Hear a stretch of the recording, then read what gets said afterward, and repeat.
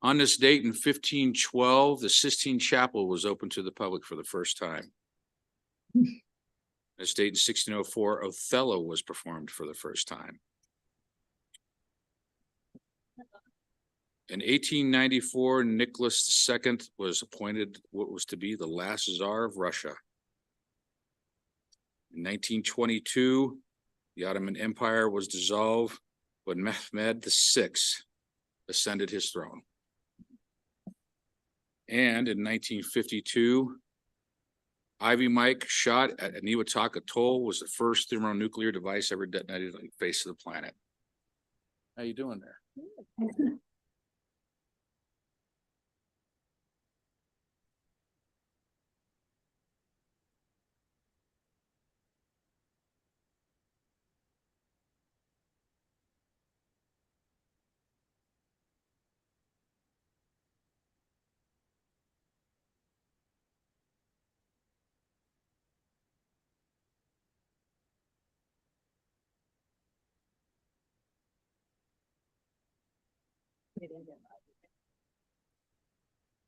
Months of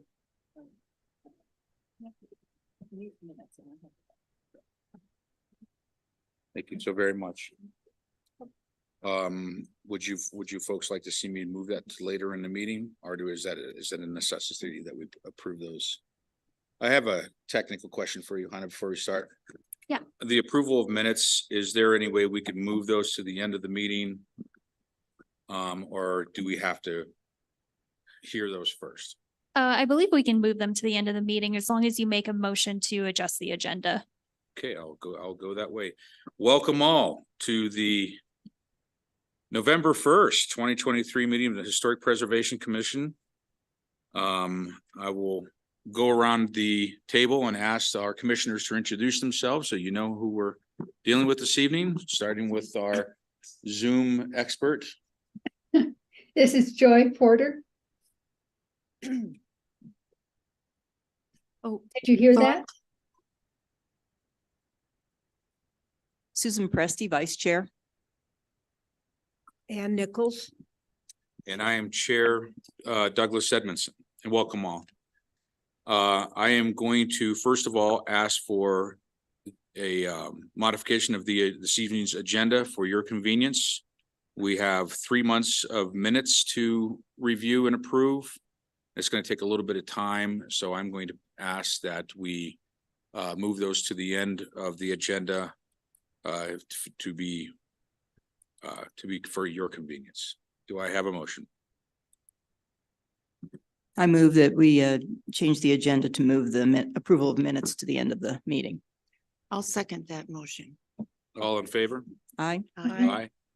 Okay, thank you very much. Let's move to our notice of council action.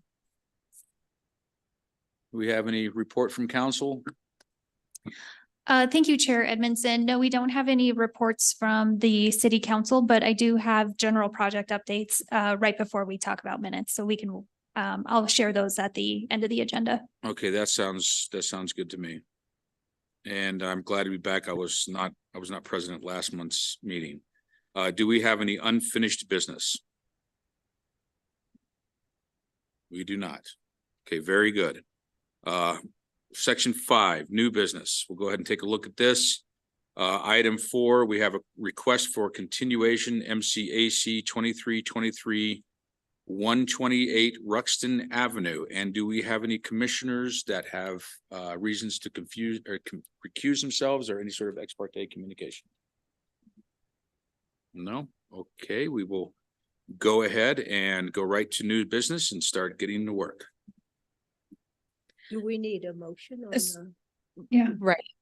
So for the request for continuation for MCAC 2323, it is requested that it be continued specifically to December 6th, 2023. Okay, very good. Thank you so much. And do we have a motion? I'll for that? make that motion. Do I have a second? Second. All in favor? Aye. Aye. Okay, to announce, item 5 has been withdrawn. MCAC 2324, 328 Manitou Avenue, Green Willow Lodge, a request for demolition preliminary hearing, which is absolutely news to me. Any other insights with that for staff?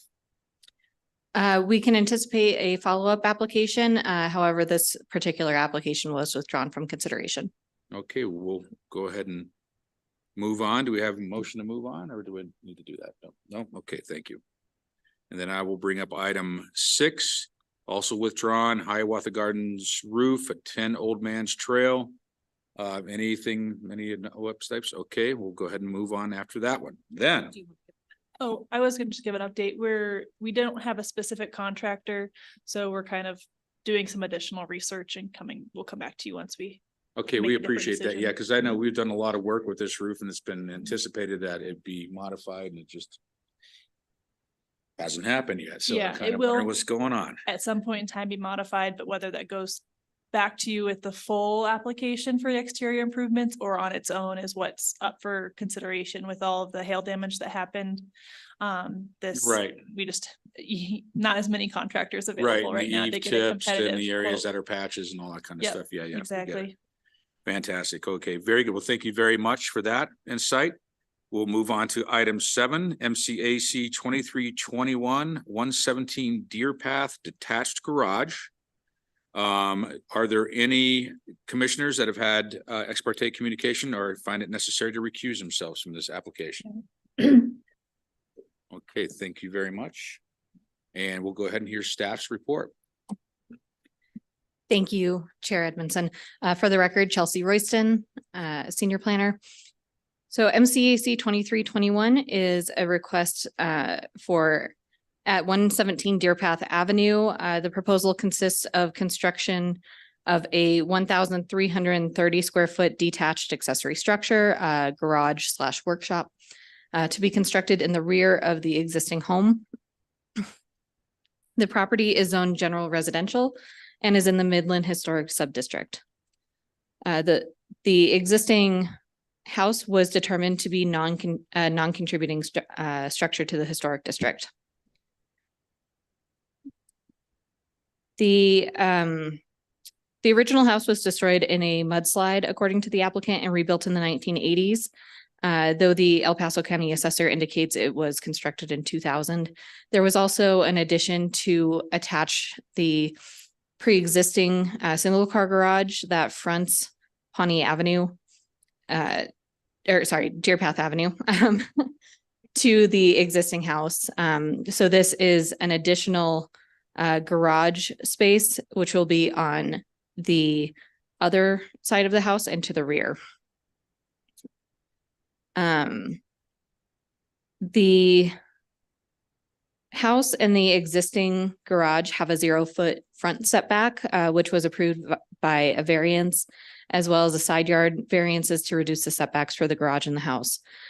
The existing structure is located in the front portion of the lot, with the majority of the land existing behind that house. The proposed accessory structure, it's proposed to be built into the hillside and made accessible via a driveway and retaining walls. The application states that the exposed faces of the garage are able to be clad in materials that match the existing structure, which is primarily horizontal lap siding and carriage style garage doors, similar to those on the existing single car garage. The street facing facade of the accessory structure shows a flat roof, as the roof will be used to create usable terrace style outdoor space. The driveway and retaining walls are to be integrally colored concrete. Here we have the proposed site plan showing that this structure will, if approved, will conform with setbacks. The applicants did complete a minor subdivision to redraw the lot line between this property and 115 Deer Path, which created a space for this accessory structure. As an aside, outside of the MCAC process, Other studies that will be required in applications are a minor site plan, a geologic hazards evaluation, a grading and erosion control plan, building permit for the structure as well as for any retaining walls. And all of these are technical applications that are reviewed administratively. I just wanted you to be aware that while the purview of the HPC is just for the appearance as viewed from the street, all of these other items will be evaluated for structural and geologic stability. So I'm going to go back to this previous slide to show, again, really this garage face is all that will be visible from the public right of way. It will be set back behind the principal structure. And the applicant has stated that the idea behind creating it or building it into the hillside and creating this terraced area on top is partially to preserve sightlines for their neighbors and to not create that sort of higher roof line. The application was publicly noticed and staff did not receive any comments from the public. So as this was determined to be a non-contributing structure, as it was built after 1980 or so, the Historic Design Guidelines Chapter 6 was used to evaluate the addition or the structure. 6.3 material shall appear similar in scale and finish to those seen on historic resources. The proposed siding will match the principal structure. And 6.4, use roof forms that are similar to those roof forms exhibited on other structures in the neighborhood. Earth-bermed roofs are not specifically mentioned in the guidelines, and it is indicated that flat roofs are only appropriate on structures that already have flat roofs. Staff did consider requiring a gabled roof as sort of a parapet wall. However, there is justification for creating a usable space on top of the roof, and staff felt that the application should be brought forward as presented to the HPC. Should the Historic Preservation Commission find it appropriate to grant the application, staff does not recommend conditions. And here we have our proposed motion language, and this concludes my presentation. Very good, Chelsea. Thank you so much. Commissioners, any questions for staff's report? I just, Doug, I had one question. Certainly. It shows the retaining wall in front. What is that retaining wall? I went by there, but I couldn't quite tell.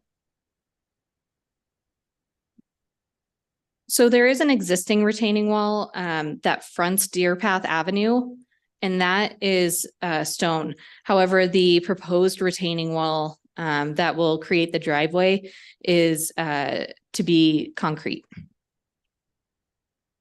Okay, thank you. All right. Well, And if there's Doug, I had one more question. certainly go right ahead.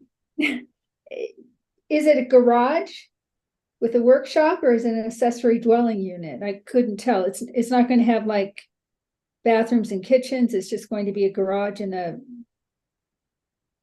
some kind of workroom. Yes, thank you, Commissioner Porter. The site plan here shows it's a 2-car tandem garage, so one car will park in front of the other. Okay.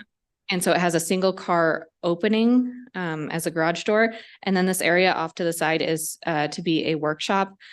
There are not currently any plans for an accessory dwelling unit. Accessory structures are not permitted to have sanitary or kitchen facilities according to code. So there would be other public hearings should those plans change. Okay, thank you. I have one question. Did they submit any information about the surface of the driveway? What that surface will be? That surface will also be concrete. Okay, thank you.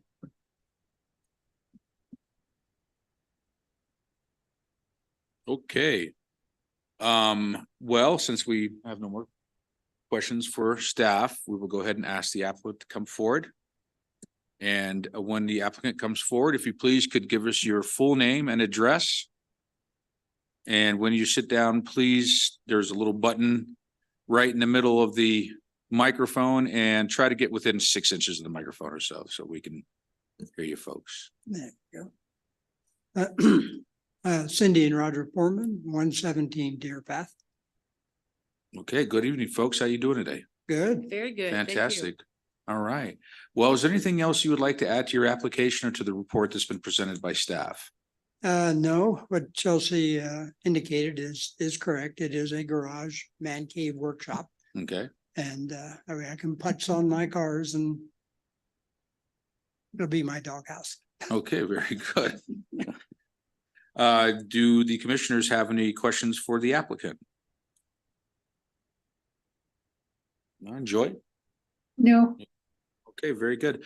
Well, folks, I'm going, go ahead. I'm sorry, I'm a little slow. I just wanted to note, first of all, that I certainly appreciate getting 2 more cars off of the street. That's always helpful. So do we. Right. But as far as the design of the garage, it doesn't really fit the character of the neighborhood with it's basically a flat roof. And then the retaining wall also, which is concrete, adds a lot of, I guess, a more contemporary feel. Say, To that? we are fine, and we've spoken with Christie, our architect. We're happy to clad the retaining wall to blend it in. Mhm. We have a rock wall in the front of our house as well. Right, Which is creek Right. cobble. uh-huh, So we And- can do something like that, or the Manitou red that's on the plaza uh-huh. up the way on Manitou. Anything like that, we can certainly Okay. do that.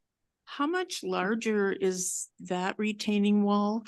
Would the proposed retaining wall be than what's existing? It will be considerably taller because as it goes into the hill, it'll be underground, so Mhm. you'll never see it. So from you're about 6 feet out front. So by the time it got to the garage door and such, it would probably be, probably around 12 feet. Cause it's a Mhm. pretty steep hill. Maybe not 12 feet, but somewhere around there. And also, as Chelsea mentioned, the roof line should be a peaked roof in that neighborhood. I'm just wondering if that garage structure was moved forward a little bit on the property. Could there be a peaked roof and then there wouldn't? One of You the would- things that I would consider doing, or I've been thinking about it once we get the project going, is the driveway itself. To put a peaked roof on that and turn it into a what would you call it? A carport, but in a way that works with the Mhm. neighborhood and appearances. That would be more in character with the Yes, neighborhood, certainly. and that would just give them more protection to that, to the vehicle. I wouldn't always have to have it in the garage then. Okay, thank you. Any more questions from commissioners? Okay, thank you very much. I have one Okay, that I just thought of. On your graphic design, I know the front of the, can you go to the colored graphic? Yes, the model. The front will obviously be clad like the house in your information. Is that side with where the steps or the ramp goes up, will that also be clad in the same material as to match the house? Okay, great. Yes, I Thank don't you. want it to be ugly concrete. Yeah, great. but Thank you. I just wanted to that- double check. That representation there is kind of close, but the roof line will actually, the ground level will actually be down below the eave of the roof. So it won't be that 5 or 6 foot face that you see in the front won't even be there.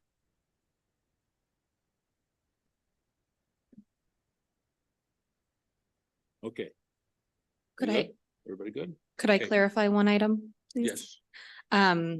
If there is to be a carport, as that's not part of the current application, I believe that would be a separate MCAC requirement. Okay. Yes, I would understand. Okay. True. Yes, thank you. Well, folks, thanks for coming up. We're You going bet. to ask you to go ahead and take your seats, and then we're going to have a public opinion. Part of for the hearing is the MCAC. It's part of the vetting process with the HPC, with the Historic Preservation Commission. So thank you so much for coming up. And then I am going to reach out to the audience and also to anyone online. Do we have any participants online? We do. And I am going to ask two general questions. I'm going to ask folks who have either negative comments or in disfavor of this application to come up and speak first. And then after that, I will ask folks that have a positive comments for this application. So is there anybody in the audience or anybody in attendance via Zoom that would like to come up and make any sort of negative comments or any sort of comments about this application that may be contrary to its content?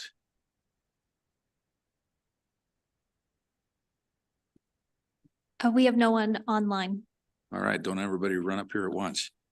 Okay, now do we have any folks here in attendance in the audience and via Zoom that would like to make some positive comments on this application? All righty then. Well, we will go ahead and close the public comment segment of the of this application.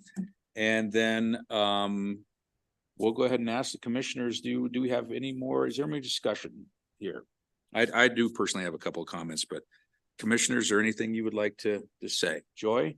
I would just like to say that the applicants offered to clad it in stone, which certainly to me blend it more into the historic feeling of that neighborhood rather than just have the cement. So I was pleased that they would be willing to clad it in stone at least.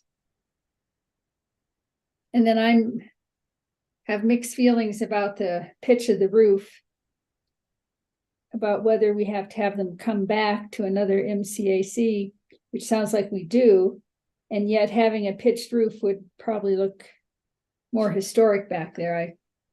But I'm open to discussion on that one. Thank you. Thank you, Commissioner Porter. I was thinking the same thing. I would love to see since it's an extensive retaining wall, it'd be wonderful if it was clad in stone veneer.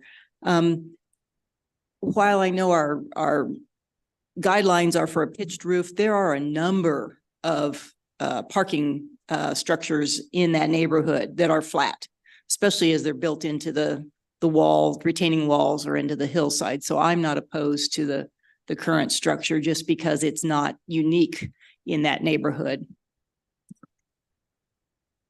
Good. Thanks, Susan. Other comments?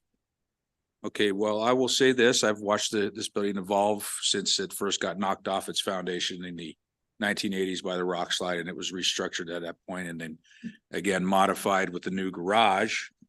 And I appreciate the commissioner's input on the stone cladding of the concrete wall. I think that'll definitely help the appearance, and I appreciate the applicant's willingness to do so. And I'm going to throw a question out there. Does anybody know why there are so many flat roof garages in the city of Manitou Springs right off the street like that? Anyone? You No? tell us.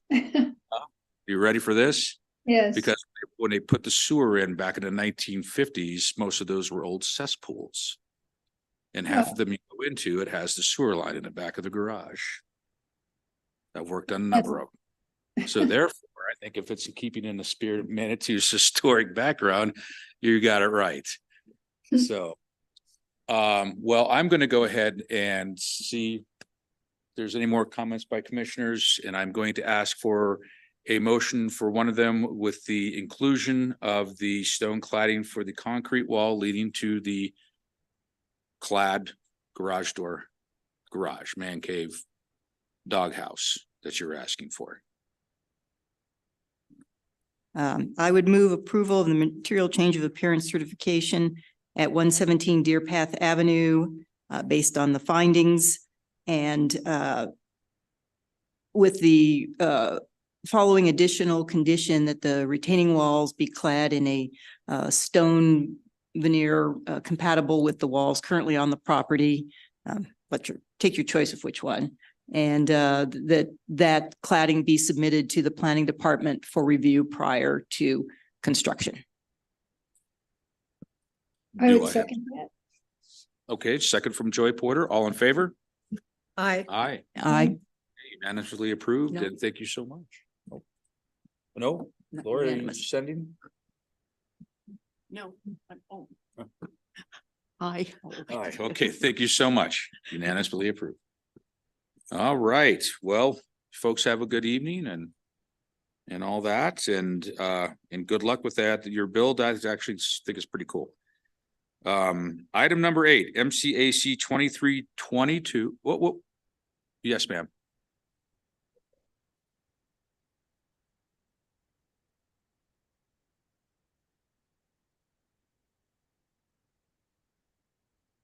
Oh, the 128 Ruxton Avenue MCAC 2323 has been requested for a continuation.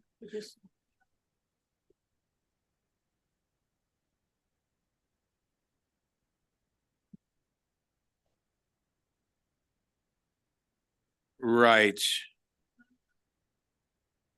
It's all right.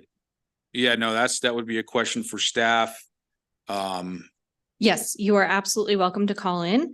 We do have our public notice, the agendas are publicly noticed online as well as at the front door as well, the Friday prior to the hearing.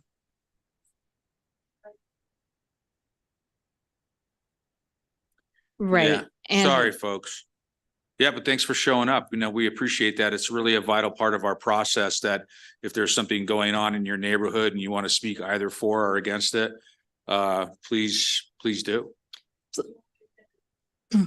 No, not at all. That's why, yeah, you bet. Yeah. Sorry, Yeah. folks, really quickly, I did want to clarify that this is just for the material change of appearance for that building. However, there is still a neighborhood meeting scheduled for November 16th at 5:30 PM. Great, thank you. And the keg and the townhouse are all on the way back up to Ruxton there, so. Just trying to be a friend. Thank you, folks. Again, sorry about the inconvenience. All righty. Well, I'm glad we got that cleared up. Item 8, MCAC 2322 40 Grand Avenue porch shutters. Is there any commissioners that have ex parte communication or any need to recuse themselves from this?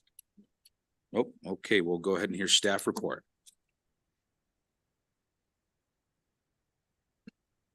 Thank you. Once again, Chelsea Royston for the record.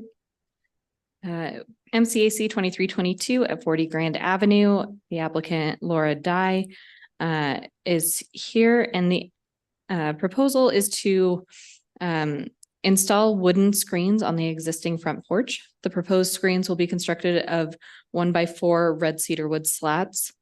The property is zoned general residential and is in the Agate Hill Historic Subdistrict. Based on an architectural inventory report from 2001, this structure has been determined to be contributing to the historic district.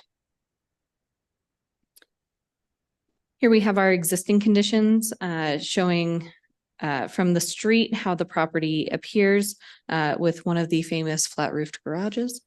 And and then a closer up view showing the porch itself. So the home was constructed in 1941 and has a detached single car stucco garage with a 0-foot front setback. The principal structure is more removed from the street. The front yard is elevated above the sidewalk and supported with a greenstone wall. The front porch entrance is still elevated above that, as you can see with the 2 sets of stairs here. The applicant is requesting to build and install wooden screens on the porch, citing weather and privacy related concerns.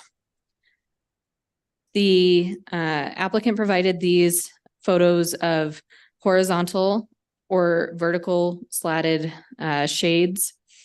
And as I said, the proposed screens will be constructed of 1 by 4 inch red cedar wood slats. The western side nearest to the neighboring property will be fixed in location.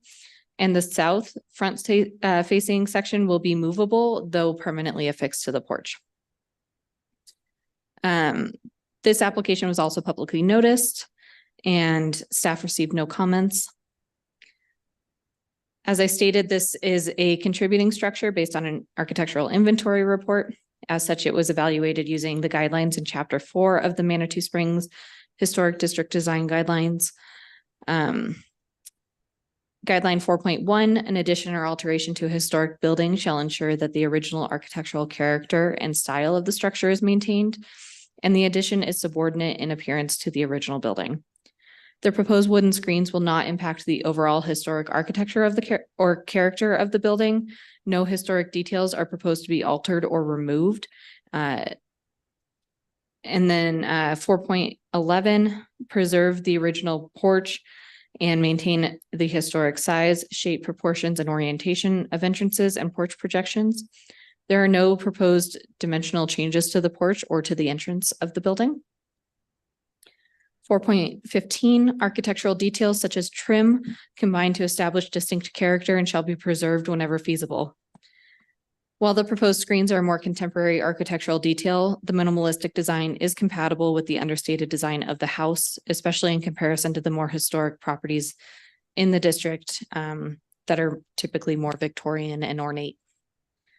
It was noted in the architectural inventory report that this type of design is designed to be much more understated than the ornate types of designs. Should the Historic Preservation Commission find it appropriate to approve the application, staff does not recommend conditions. And here we have our proposed motion language, and this concludes my presentation. Well, thank you, Chelsea. Commissioners, do we have any questions for staff's report? Chelsea, I had one question. Is it going to be horizontal or vertical? The applicant indicated that horizontal is the preferred. However, she provided the vertical alternative, noting that the existing supports on the structure are also vertical. And so she provided that as an alternative in case HPC found that to be more palatable.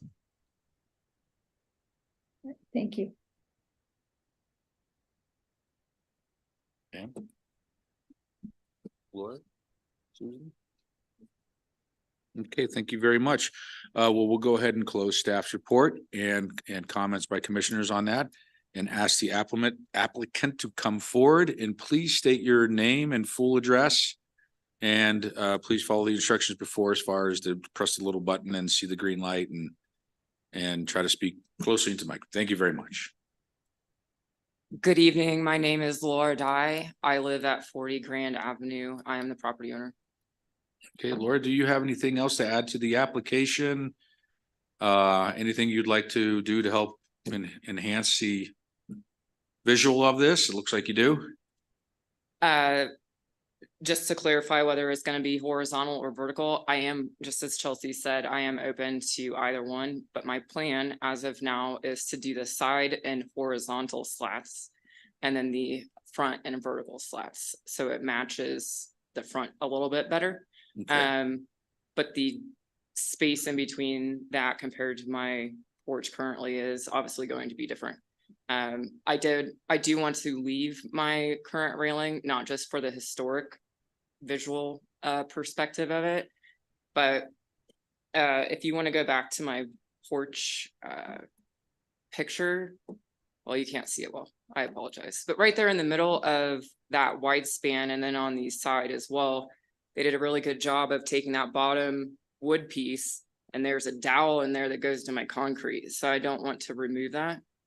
which is why I've come up with the current plan to do basically a frame in those two wide spaces in order to then mount those blinds to. The other part of that is that I have not figured out somebody that will make a metal frame in order to roll it as I want to do on the front. But if I can't figure that out, they'll just be fixed, just to be on the up and up as far as what I'm telling you. So initially they will be fixed, but I would like them to roll because ultimately my porch gets lots of sun, especially during the late summer when the sun angle comes down and it's still hot outside. On top of that, when it snows, all the snow comes in. So it'll do two things: keep the snow and water off of my porch, and then keep the sun out, which is the bigger problem. And then if I can roll them, then I can open that during the winter and let the sun in, and see out, obviously. But if I can't, then it's still serving the purpose, which is the bigger problem of the heat that develops on my front porch in the summer. Does that clarify? And then the second part is the materials. So I planned on doing the side in cedar. This is like a 1x6, so not indicative, but this is a 1x4 of maple. And so I want to do maple vertical on the front and then the cedar on the side. But I've since kind of changed my mind and would like to probably do Douglas fir, which is a little more silver and has more knots in it, a little bit more intricate. And that's where I'm at with the wood, but I'm still pondering the cedar. So it'll be cedar or Douglas fir and then maple in the front. And Okay. then covered with paraffin oil because I think that it works really well. So it's going to be a natural stain color. Okay. Do the commissioners have any questions for the applicants? Doug, I had one. Certainly, Joy. Yes, I'm just wanting clarification. If you can get something that rolls, you would move it to metal rather than the wood? I would have the rolling portion in a metal frame in order to have it on rollers, yes, but you wouldn't really be able to see it too much. If Chelsea, sorry, if you want to go back to the pictures that I provide you with, you can kind of see the metal frame in it, but not really. It's behind or just on the outside of the actual shutters or blinds, whatever you want to call them. Does that make sense? Yes, it does. Thank Okay. you. You're welcome. Okay. Oh, so I'm trying to visualize this a little bit. In the materials, it sounded like these slats were only going to go to the top of your handrail. Is that true, or is it going to go all the way down? Yeah, so it's gonna start at I'm gonna have a 1x6 or a 2x6 on the top of the current railing. And I'm basically gonna build a frame that's what those shutters are now. So it'll go above the current railing Okay. to the top. So what are you proposing kind of in front of your doorway? Because that's where it looks like you're going to get most of your heat, where your porch is very shallow, but that's where your opening is. How are these going to help that area, which is where I guess you're getting most of the sun in the winter? Well, I get a lot of sun on the side and the front, or on that where I'm proposing them as well. But it does get extremely hot right there. So, but I don't have a good option for that that's movable and installable, and then I can still get in my house. So due to that fact, I left that part out. I did put a small one on the side. Sorry, Chelsea. Can you go back to my front porch picture? So what I want to do see the small portion between the wide span in the front and then the handrail, basically. I want to do a small one right there, and it's going to be hinged. And in that way, a lot of this is all very logical. If I move stuff in and out of my house, I want to be able to hinge it and then hook it, basically, so that I can not be hindered by that little spot. But I do want all the shade that I can get, because my doorknob gets like oven mitt hot, so which is obviously, like you brought up, is not gonna be fixed by my current plan. But I don't have a good option of like putting them all the way across there. Okay. Let's see, what, I think that was it, because you answered my questions about horizontal and vertical.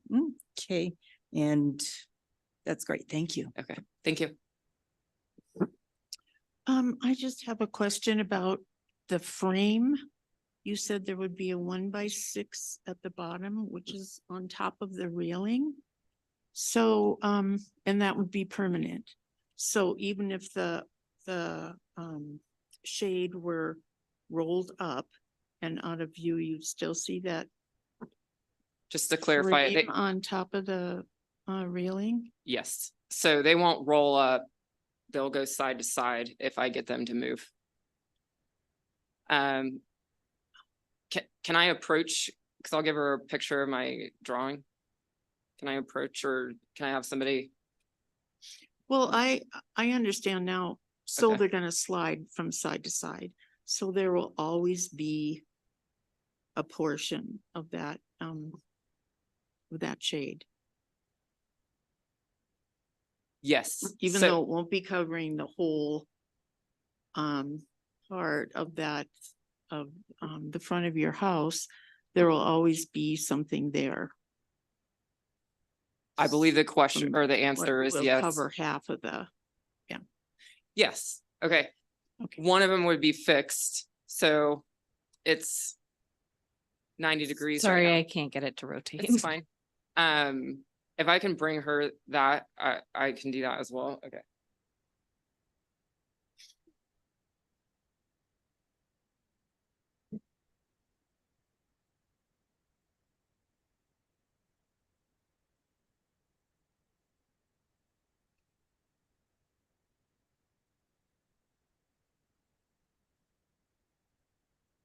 This is the Thank you. drawing at the front.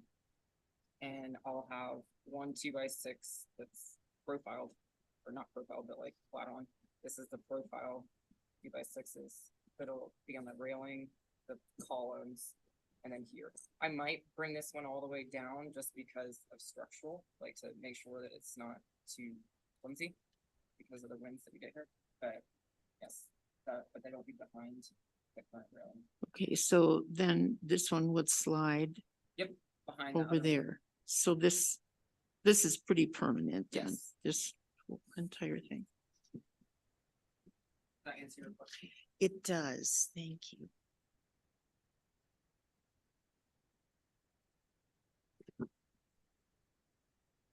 Okay, commissioners, do we have any more questions for the applicant? No, Joy, no? no, thanks. Oh.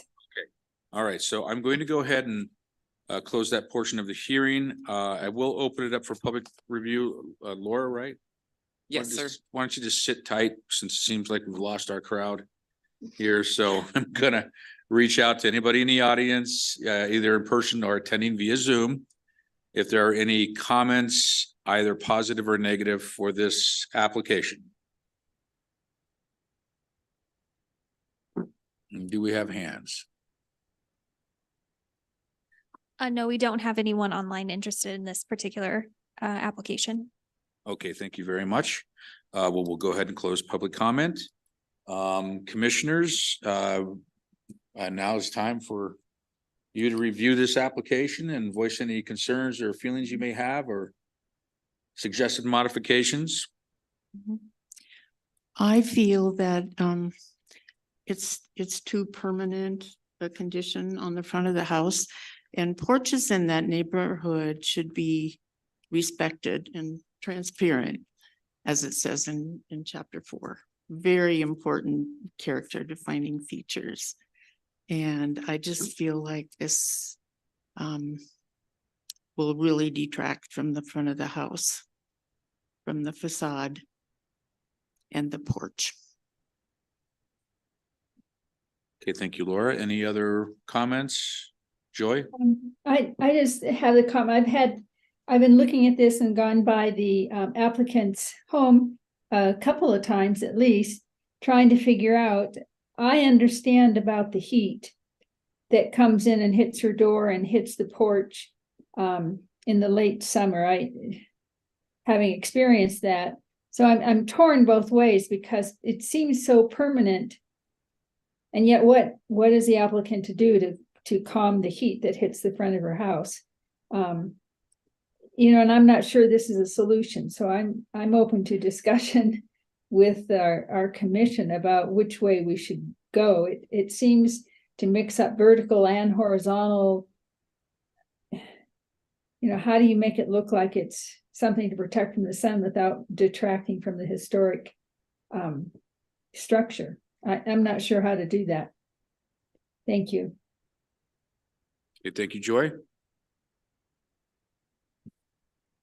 Well, the only thing I'd point out is the folks we just dealt with on Deer Path have a similar issue, I guess, although they face west, but they have, it must be a pull down. And I think a number of places do have. I some saw kind of that, right. Pulls down from the roof or from the underneath the top of the porch. And it seems to be that way all the time. So it has the look of permanence that this would have, even though it can be raised back up. So I'm not bothered by what's proposed. I think it's movable and can be open to some extent. So it doesn't bother me. I think that what's proposed would materially change the look of what I see as I walk around anyway with these roll down blinds. So I have no problem with it.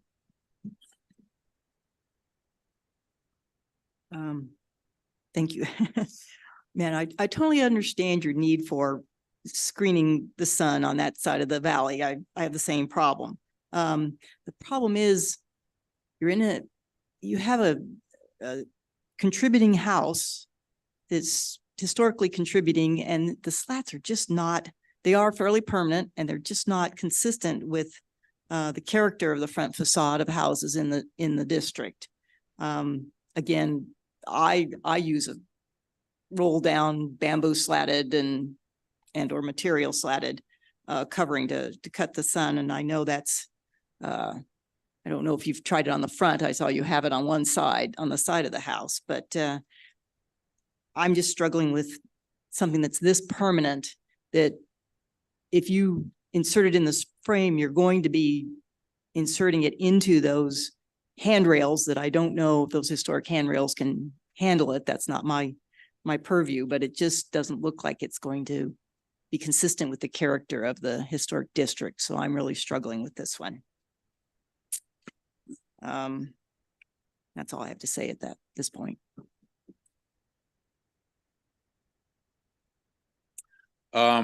You know, I'm just going to ask the commissioners to make a motion on this. The only thing I have to say about this is I'm with Ann where, you know, the roll down bamboo, temporary shades seem to be sufficient throughout the neighborhood.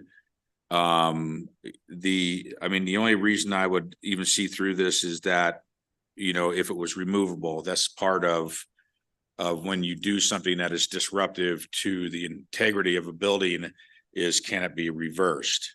So if someone were to come along and want to take these out, what sort of, would there be damage to the railings? Would there be damage to the posts, so on and so forth?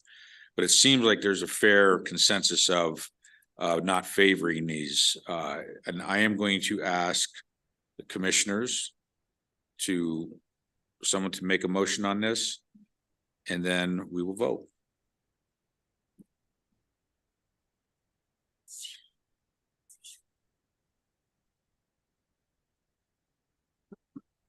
Okay, I'll make a motion. I would move to deny the material change of appearance certification for 40 Grand Avenue as proposed based on the findings that the request really does not meet the criteria for a contributing structure in this district and as set forth in the city code. I'll second that. All in favor? Aye. Aye. Laura? Aye. Okay, so that is all against? No. I'll vote no. You will vote no? Yeah. Okay, that will be. I will vote no. Vote no. No, we'll vote no against or for? I'm against the motion. You're against the motion. Okay. Gosh, I mean, do I get a 50-50 on this thing? I'm gonna go ahead and vote in favor of the motion. Sorry, Laura, thank you for your efforts. I know these can be grueling, but the commission has voted to deny your application. Can I speak after this? So, I think that if you would like to file an appeal or talk with staff, that's where you can do that, Chelsea. We can absolutely schedule a meeting. In the appeal process, you have 10 calendar days to file an appeal with the city clerk, and I can go over that process with you. okay. Because the last people were able to say, hey, I can work with you, but I didn't hear anything that like I could work with, like maybe just doing the side or something.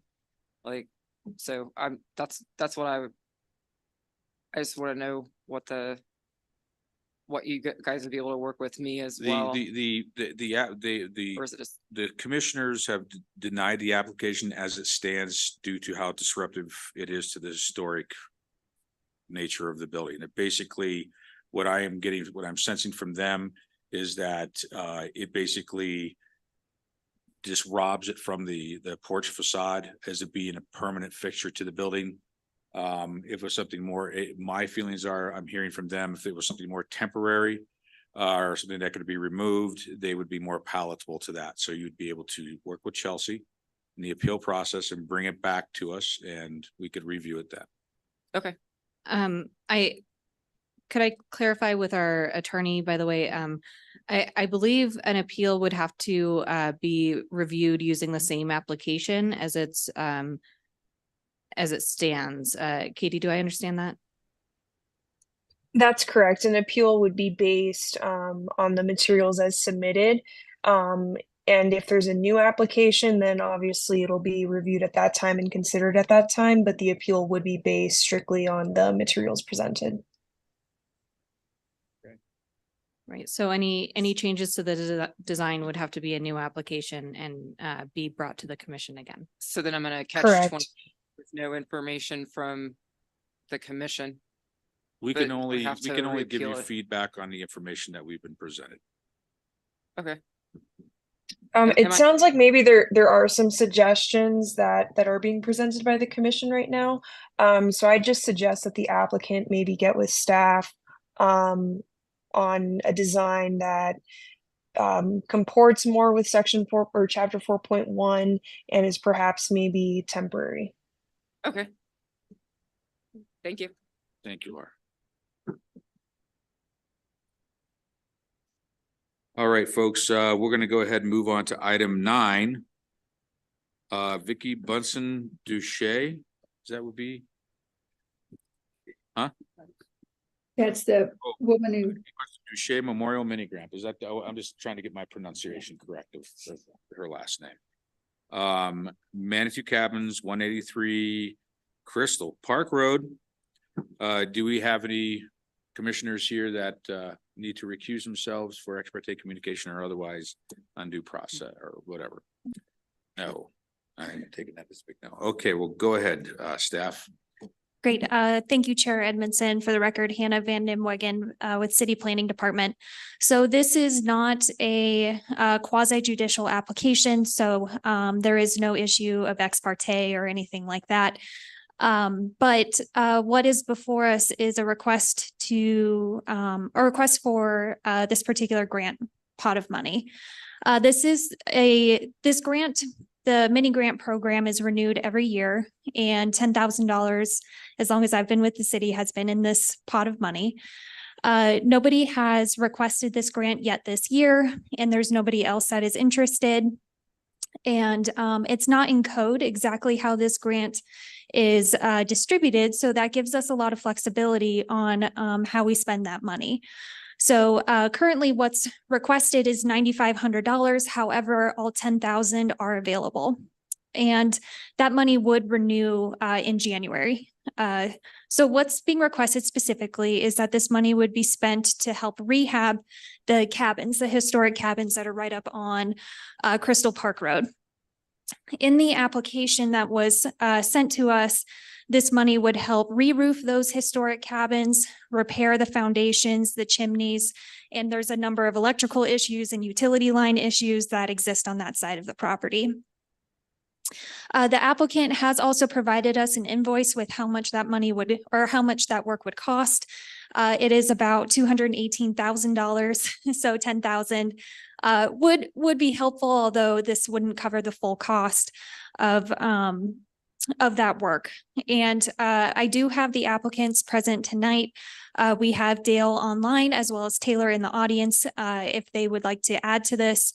But I know that this commission is well aware of the condition of those cabins as well. And so I'm not sure if anybody on this commission has reviewed a mini grant before, but previous staff had been sending these out via email and getting responses from the commission that way. We feel that this is best happens in a public forum in order to be compliant with open meetings law. And so that's why you probably haven't seen these in this format before. But I just wanted to give that overview before passing it over to discussion or to the applicant for more detail or to the commission for additional discussion. Thank you, Hannah. Oh, I should also add this does require a vote. So we do have to have a vote at the end. Right. Well, I'm going to start off by saying this is November. The chances of us seeing anyone apply for any of this grant money before the end of the year are probably pretty slim. And one of the things that I hate to see happen at any level for any reason is for grant monies not to go to use. I feel that if you don't use grant monies while they're there, that they have a tendency to dry up and not reoccur. And that is going to be my take on it. I don't know if the commissioners have any other questions on this, or if there's any additional information the applicants would like to give us. But I'm going to start with the commissioners. I just had a question for Hannah. Hannah, you said that we have flexibility in awarding this. And I would like us to, I guess, if we're going to award it, look at using the flexibility if we can, and not setting a precedent that next year another applicant can come and ask for the total amount, that this is a very unique situation with so many cabins needing so much, and that we could, because we're doing this, if we decide to do it, it would not set the precedent that we would be giving out the whole 10,000, whether it's November or December 31st. Is that correct? That's correct. I thank you, Commissioner Porter. I believe because this particular project is so unique in Manitou Springs and has quite an incredible scale that no other applications would be able to justify the total amount quite like this one can. Okay, thank you. That's what I was interested in. Thank you. Mm-hmm. So I have a couple of kind of logistical questions. According to the information I read, the grant application requires a detailed project description and schedules to be received with it. Did you all receive detailed project description and schedule with the application? We did receive a detailed description and the schedule is, well, the work is currently happening.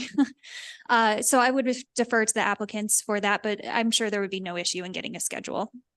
Okay. And it does specifically say that the information you gave us is that it is supposed to be applied for before the work starts, but I know this is an unusual situation.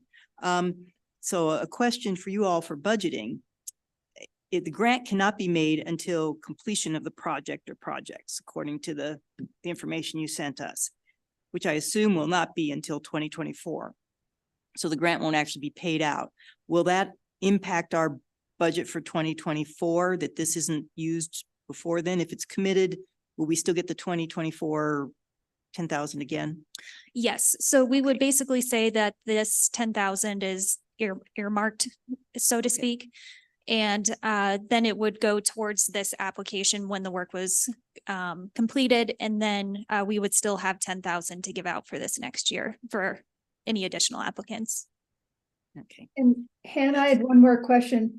If they use the 10,000 on 3 of the cabins or 3 of the foundations or 2 of the foundations, because it's very expensive, would they be able to say that part was completed and get the funds, or did they have to wait until the entire 208? Commissioner Porter, that's a great question. How I view this particular project working, because it is a little bit different than like if somebody was repairing a porch or something like that, is once $10,000 worth of work has racked up, then we would reimburse at that point if they were able to provide receipts or an invoice for that specific work to be done, or that has been done, I mean. Okay, thank you. I have one other question, and I'm going to ask this of the commissioners too. Do you think we should apply this grant to 5 specific structures, which would be the 2,000 per structure that we've had in the past, since specific project descriptions are required? Would there be an advantage to that? Obviously, the match is not an issue because each of these structures are going to take a lot more than another 25%. Right. Yeah, the applicant did provide that the total project cost is about 4.6 million. So I think they have a match. But that's a great question, Commissioner Presti. I believe that as soon as the $10,000 of qualified work gets tallied up, then we would be able to reimburse. Just because sometimes when you're out in the field, you think that you're going to start tackling one structure and then you find something that pops up and then you start working on another structure and things like that.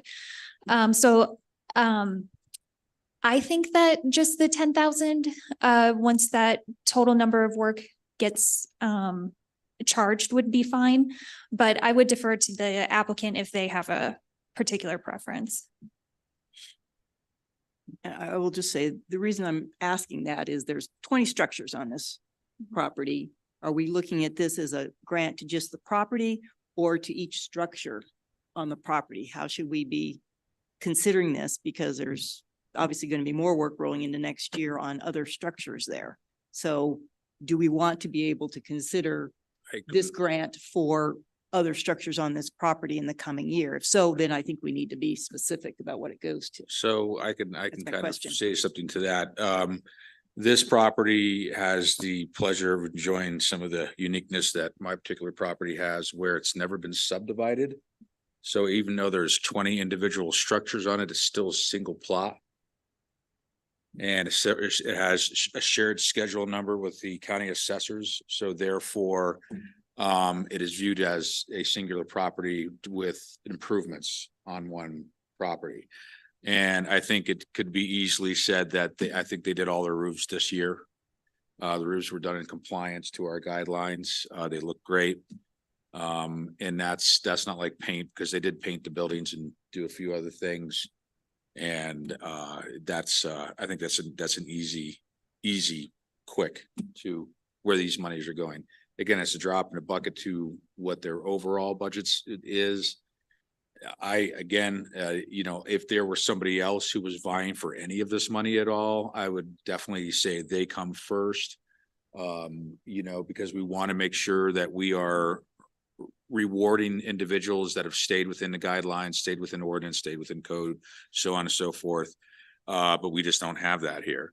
And, we're still leaving a little quote unquote meat on the bone with $500 left in that grant fund, just in case somebody comes to us for a mini grant. And, but that is it. Yeah, that is my opinion. I would just say that they are going to have to, I assume, subdivide to get, to be able to sell them separately if that's what they decide. And I also think even though 10,000 seems small in comparison, I think it could just be a statement that, that Manitou also supports it as much as we can. We don't have millions, but we have 10,000, which I think could be significant. I wouldn't want to hold them to certain cabins because I don't know the condition of the foundations of some, and I know once you get into foundations, you find out that you have to do a whole lot more extensive, and then you are caught in between, that you don't want to spend it on the one cabin that we designated, because then you couldn't spend it on the other because the other one took twice as much. So I would just think, since we can be flexible, but we can listen to the applicant too and their opinion on those.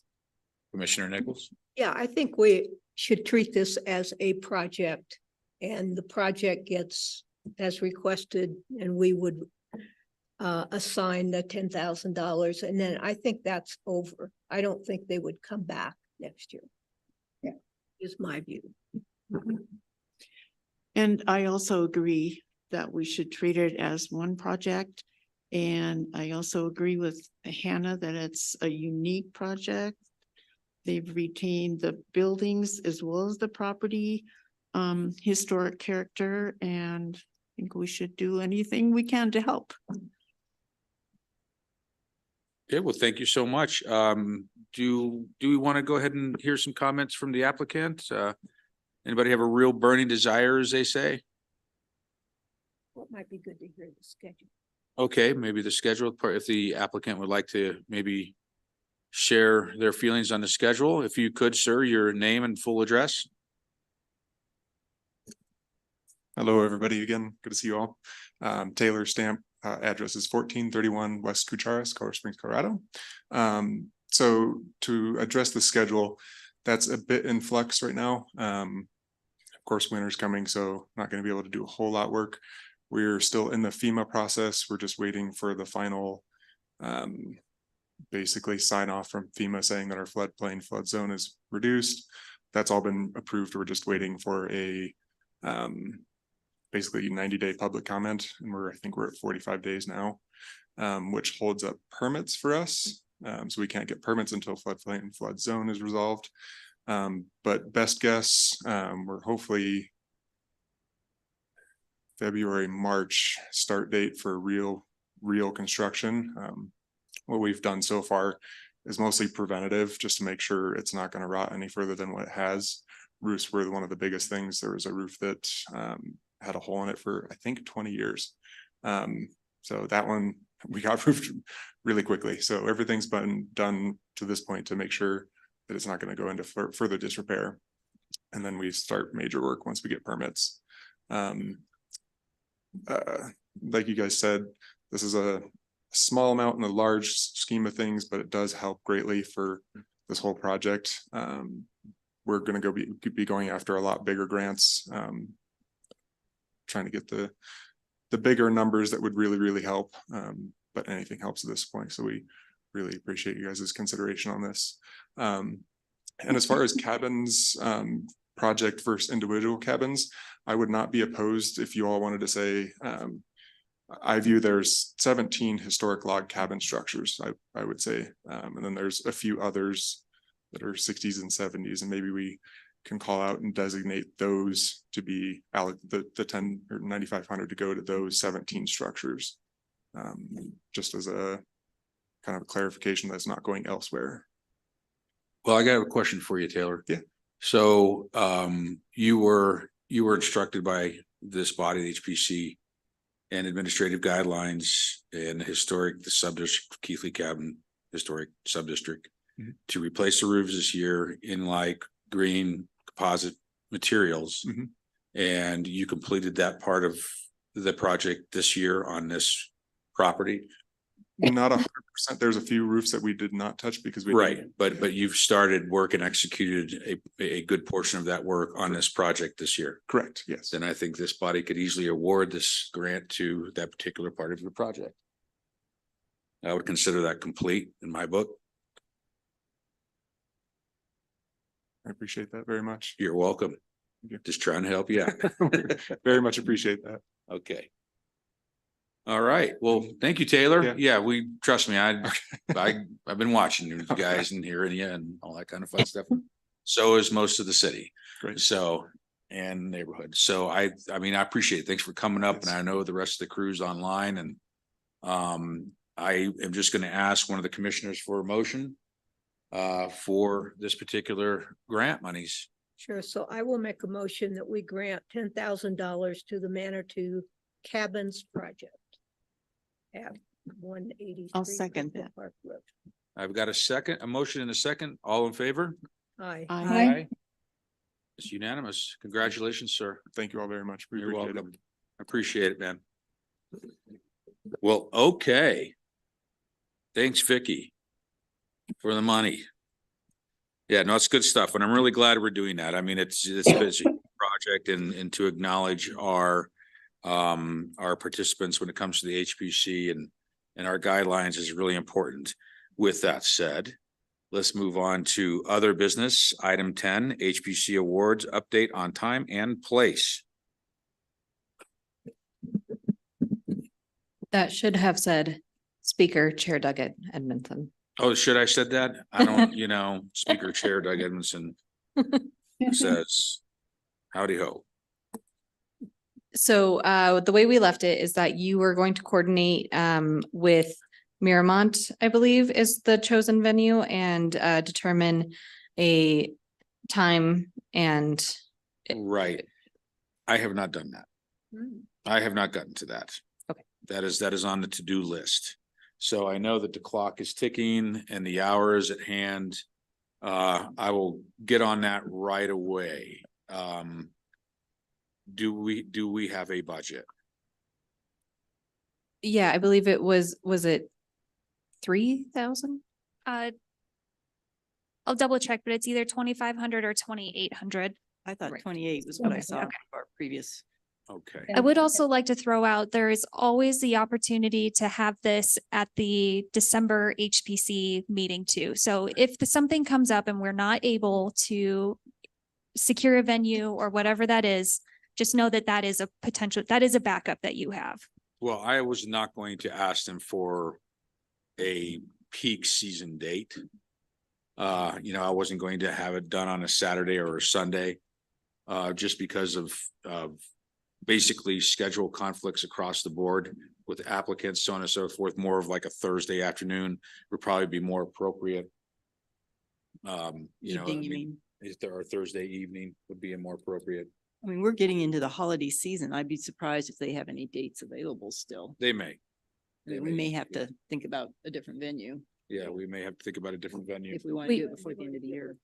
I'll get with them. We also wanted to throw out as staff, we had discussed the possibility of in the future, maybe incorporating this as a category for the Manny's and kind of go about it in the typical Manny fashion where folks are nominated and one property is acknowledged. Right. Again, we don't have the history, so if that is not palatable, that's totally understandable.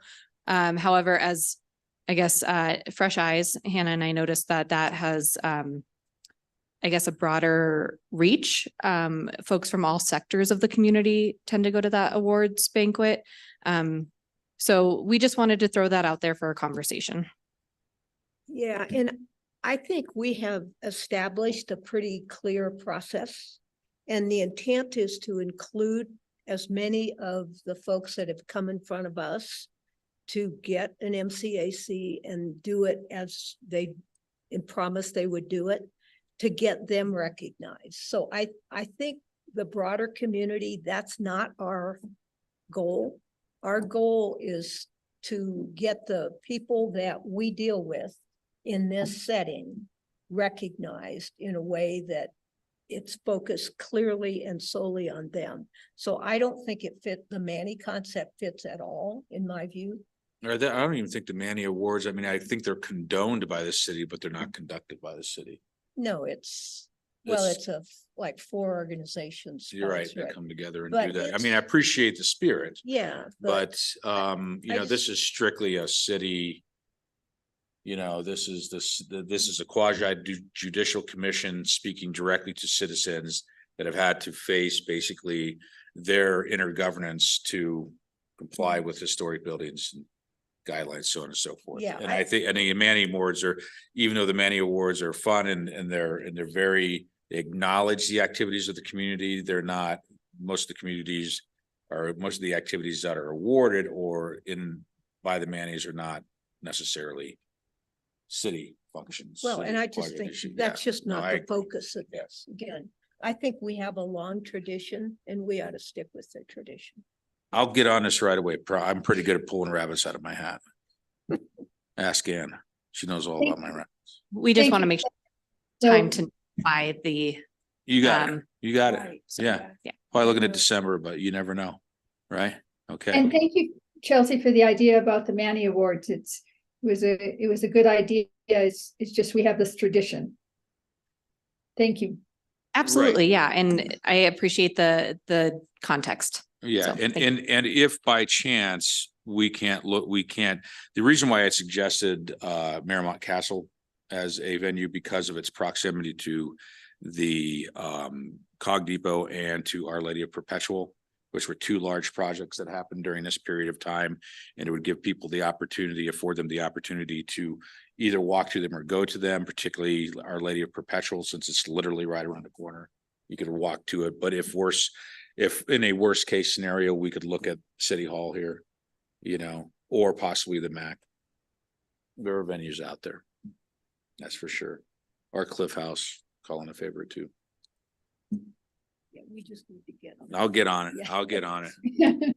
Thanks, Doug. Yeah, that's the last thing I need is another thing on my list. Yeah. We all got And we appreciate you volunteering. lists, right? Okay, well, let's, Before we leave that, do you all have what you need for the awards themselves? Because I know you all are, they're waiting for the art, Renee Young. okay, And, but you have the lists. We With have the- the list. We are okay. working on getting all of the mailing addresses and coming up with a Okay, kind of notification, but yes, once we have the art, we will be able to put together the awards. I don't believe we've determined all of the logistics, like if we get frames and things like that. So we're still working on some of those details. pretty easy. Amazon, they'll next day delivery, next day. Thank you. Fish food, medication, whatever you want. Okay, so we're gonna go ahead and look at the last two items we have. I have on other business, I have item 11, updates from staff, and then of course, we have the approval of minutes. So if the updates from staff are not brief, should we look at that or? Yes, I just have a couple of quick things that'll only take a minute. Okay, some housekeeping stuff, and then we'll move on to minutes. Yes, thank you, Chair Edmondson. So I just wanted to update the Historic Preservation Board on a couple of things. First, we have a plan or two starting next Wednesday. So you will get to meet Ethan at your December meeting. Very good. Ethan is coming from City of Colorado Springs. He grew up in Oregon and has just a love for Manitou in general. So we're really excited to have him start. Very good. Also, just a couple of quick project updates, things that you might see around town. I just wanted to let you know that we did administratively approve some repairs to the St. Andrew's Church. That includes some mortar repair as well as installing security cameras. However, the installing of the security cameras will not impact the stonework. So you'll just see that happening on that particular building. There also will be some work at 2 Navajo. They are putting in 2 brick patios. However, there will be no vertical projection. They're just creating a patio space. So you might see that as well. And we did also rescind the moratorium to build on 1017 Midland. So that moratorium was initially placed in 2016. It was a 10-year moratorium because it was an illegal demolition. There is a new owner. It's been about 8.5 years, and that new owner wants to build. We decided to rescind that moratorium because a vacant lot doesn't do anybody any good. And that old owner is no longer in the picture. What was the address on that again? 1017 Midland. Oh, yeah, okay, yeah, you betcha. Yeah, no, I remember that. All too So well. that will require an MCAC that you'll see Sure. coming up. But I just wanted to let you know that that was an administrative decision that we made in working with the city administration and things like that. Great, thank you. And that's all that I have. Hannah, thank you. I personally really appreciate a report on any administrative reviews that are out there, it helps keeps us up because we see some stuff going on. We would like to know And, also just we approved the MCAC for the build in the log cabin district, that it be done in a log cabin style instead of white stucco and Yodel Swiss style. But if they do come back with us with another application with that, and of course, we'd want to hear what materials like with that, but thank you very much. Really appreciate that. Okay, now I was asked to move minutes to the end of the meeting because I know that there are some comments that would like to be made on those minutes. I was absent for the October 4th meeting, so I will not be making any comments or voting on that, but the other two, if you got it, let's go ahead and start with August 2nd, 2023. Could I make a brief suggestion and Yes. feel free to decide not to do it this way? If we could, I assume there are marked up documents, scribbles on it. If we could kind of lump typos and things like that, and we'll just kind of blanket approve those and any substantive changes left to be discussed, if that makes sense. So any sort of clerical typos, things like that, we can just take your markup and make a copy and make those changes administratively. That's great, because I was actually going to ask if there's a way we could not have to discuss at the full meeting the typos, because I'm sorry I didn't get to them ahead of time, but there's a lot of typos that seem silly to drag everybody through. Okay, well then, since typos will be reviewed administratively, submitted, then reviewed administratively, we will start with item 1, August 2nd, 2023 minutes, its content, and any changes to its terminology or verbiage. Can I ask for clarification? I had listed all the typos, so are you saying that you want me to email the typos to you or not? I'm not sure. Yes. Yes. Yes, I should email it to Chelsea? Yes, please. Okay, so August 2nd, 2023 typos emailed to Chelsea. Are there any adjustments or modifications to content? I still have one. I still have one too. Thing will go away, but one point that needs to be included that is not, there's no note of when the chair adjourned the meeting. Notes always have that. If you could add the adjournment at the end of that.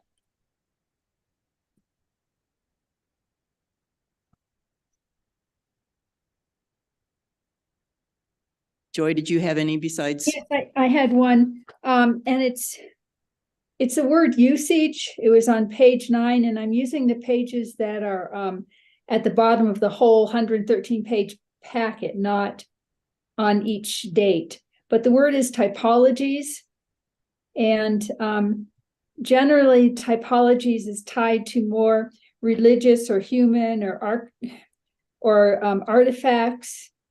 And it's usually more psychological. And I was thinking it was a word, I think, Doug, that you used, if we could change it to differences. And it was dealing with the different kinds of siding on the building, that there's a difference between the very top and the very bottom, rather than use typologies. I used a word that had more than 9 letters in it. Yes, you did, Doug. And it's a good word. It just doesn't quite fit into what I think you were saying, but congratulations. It's an old time word more than a word that we see very often. If it was probably, 18th century, that would have been me. That would have been you. So if you're all right, if Hannah can make note that probably instead of that word, use differences or designations, however it fits in there. I would agree with that and concur. Okay. And then the rest that I had actually are a lot of the typos, and not really that many for as much as had to be typed up. So it is not bad or anything. It's just some tiny ones that I happened to notice. Thank you. That's all I had. Okay, it sounds like we are clear of August 2nd, 2023, and any adjustments that need to be made there. Let's move to item 2, September 6th, 2023.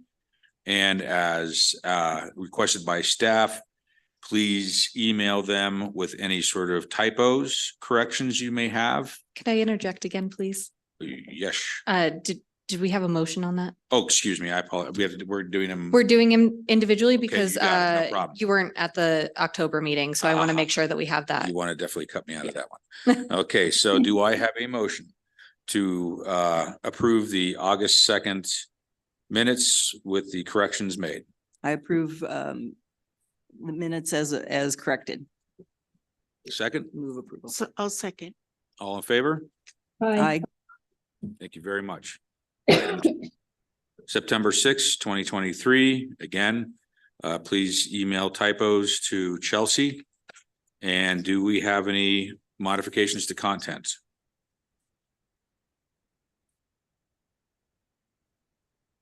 I don't. I would say I have one modification. I'm not sure that we need to include a note about recess to resolve technical difficulties. Was that a technical recess that we did? Or did we just pause for a moment while we dealt with technical difficulties at that meeting? It was not a legal recess. I believe we thought to include that because it is apparent in the recording that went Oh. offline. And so I think we wanted to make that written Okay. as well. Thank you. That answers the question. I'm fine leaving it in then. Thank you.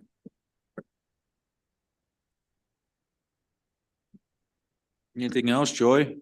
No, Okay, well, I will entertain a motion to approve the September 6th, 2023 minutes as amended. I move to approve the September 6th, 2023 minutes as Second, amended. Second? second, all in favor? I, Okay, and then Susan, would you like to take this since I was absent for October 4th? I would. Thank you, Chair. Several places in this particular set of minutes, we did not have the statement that it was opened for public comment, simply the statement that public comment was closed. I believe we need to add the opening statement for that to make sense.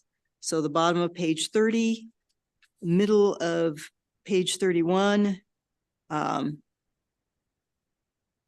think those were the only two, yes. If you could add those. And I think the bottom of page 31, the vote for MCAC 2320. The vote should say motion passed rather than motion approved the application. Be motion passed 4-1. Wouldn't that be the correct way to say that? Yes, thank you. And the rest of them are just. Oh, and then at the end, just above adjournment on page 33. There's an incomplete thought there. That We will go back and listen to that recording and someone make sure that stated, that and then is. there's nothing, so that. I really needs- apologize. We have, we didn't want to disappoint the commission again and not have minutes ready. So I appreciate your patience and willingness to review those for content and grammar. And we will make sure that going forward, we have more presentable minutes. Because you'll have more help. I will add that we do have a temp who is helping us with minutes now, so you'll see them much more consistently. So we Yes, sincerely very excited. appreciate your patience with those. Very excited about that. Joy, did you have anything else besides that? no, I was just glad that we're going to get some help with getting these minutes together because it's quite a thing to do. And so really appreciate that it looks like it'll be approved to have help in planning for this.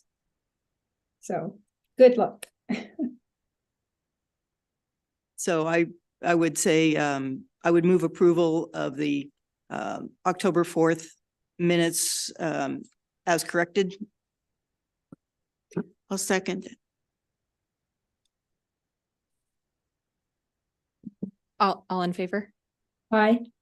I, Aye. Chair Edmondson abstained. I'm out of that. Abstaining. I'm abstaining.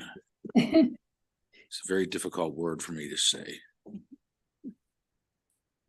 All right, folks. Well, it seems that we have concluded our business for this evening's November 1st, 2023 regular meeting of the Historic Preservation Commission. If there's anything else to add, I leave it up. If everybody looks pretty good, and I thank you very much for coming this evening and getting through this work quickly.